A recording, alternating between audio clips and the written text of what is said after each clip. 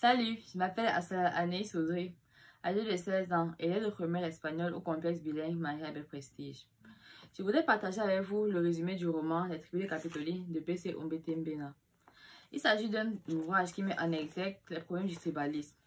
En effet, le jeune Mathieu Belibi, d'origine Osalanga, décide de se rendre dans la ville de Douala afin de trouver du travail, percer dans la vie et rendre sa mère Sophie Mbezele heureuse. Cette ville lui avait été décrite comme lieu où l'argent coulait. Au départ, il résidait chez la sœur aînée de sa mère, Jacqueline Aboui. À la recherche du travail, exténué, il décide de se désaltérer dans un bar, où il fit la rencontre de la jeune Capitoline Ida Petga, qui va par la suite fréquenter et épouser.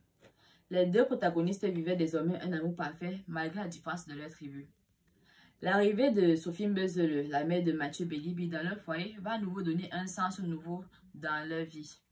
En effet, Sophie Mbezele a été surprise de découvrir que son fils partageait sa maison, partageait son lieu.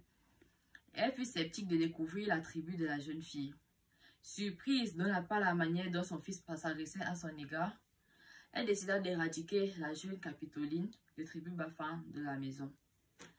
Le Tribu de Capitoline de P.C. Ombete-Mbena est une œuvre que je critique particulièrement parce qu'il y a pas le problème du tribalisme. Ce tribalisme est caractérisé par Sophie Mbezele, car elle refuse catégoriquement que son fils, Mathieu Belibi, partage ses biens communs avec une Bamileke sous prétexte qu'elle va arracher son argent ou bien corrompre avec des idées farfelues.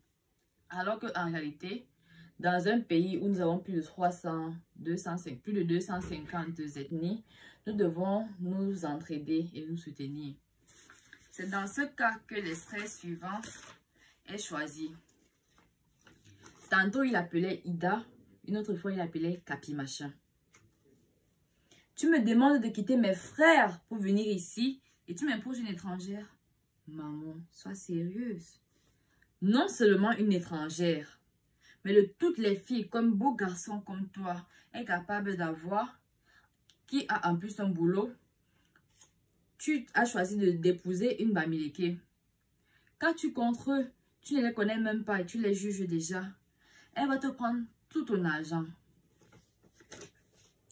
C'est une grosse déception pour ce fils, n'ayant pas connu de figure, n'ayant connu que comme figure parentale une mère et pour laquelle il voudrait rendre heureuse,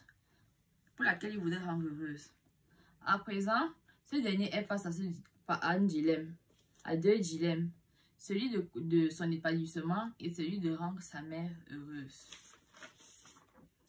Nous vous invitons à lire cet ouvrage afin de découvrir comment se termine la cohabitation entre les deux tourtereaux et Sophie Mbezele. Merci pour votre attention.